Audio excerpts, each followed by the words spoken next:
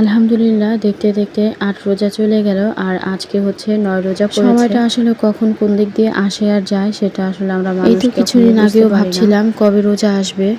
আর দেখেন চোখের পলকেই আজ হচ্ছে ৯ রোজা চলছে।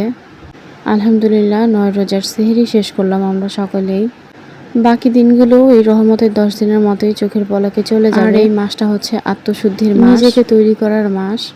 এই মাসের সকল ভালো আমলগুলোই যেন সকলের সারা বছর থেকে যায়, সেই দোয়াটাই করি সবসময়। এটা ছিল আমাদের ৮ রোজার ইফতারের আইটেম। তো এখানে হচ্ছে আমি ইফতারের সময়, ইফতারের আগে দিয়েই হচ্ছে শরবত গুলিয়ে নিয়েছিলাম। এর আগে হচ্ছে আমি একটু আটা মাখিয়ে রেখেছি, একটু রুটি তৈরি করব, নান রুটি। প্রতিদিন আসলে ভাজা পোড়া খেতে ভালোও লাগে না, এর জন্য হচ্ছে এক এক দিন এক এক রকম তৈরি করি। এদিক থেকে হচ্ছে খেজুরের গুড় দিয়ে আজকে শরবত তৈরি করব, তারই প্রিপারেশন নিচ্ছিলাম। আর সবচেয়ে বড় খারাপ লাগছে হচ্ছে এই রোজার মাস, সকাল থেকে যাও একটু মোটামুটি গ্যাস থাকে, দুপুরের পর একেবারেই গ্যাস দেখা যায়। রান্নাবান্না করতে বা ইফতারি তৈরি করতে অনেক ঝামেলা পোহাতে হয় আমাদের। এই তো যেমন আজকে তেমন রান্নাবান্নার কোনো তোড়জোড় ছিল না, ভাবলাম যে বিকেলবেলায় একেবারে ইফতার রেডি করব।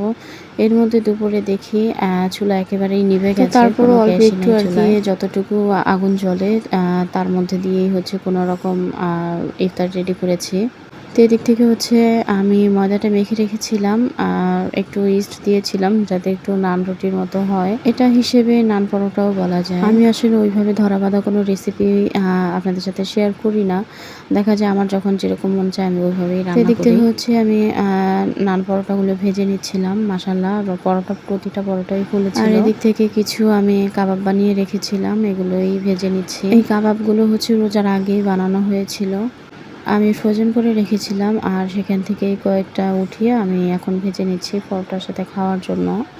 কাবাবগুলো এপিট ওপিট করে একটু লাল লাল করে আমি ভেজে নিচ্ছি। এই কাবাবগুলো বেশি ভাজা যাবে না, বেশি ভাজলে তখন ভেতরে যে জুসিনেসটা থাকে সেটা আসলে আর পাওয়া যাবে না, একেবারে ড্রাই হয়ে যাবে। এর জন্যই একটু কোনো রকম ভেজে নিচ্ছি।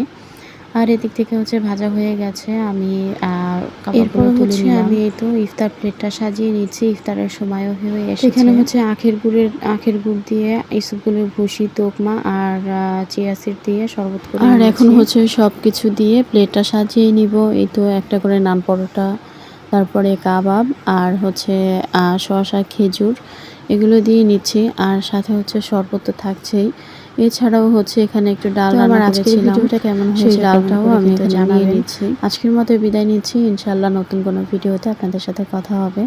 সে পর্যন্ত সবাই ভালো থাকবেন, সুস্থ থাকবেন। রমজান মুবারক।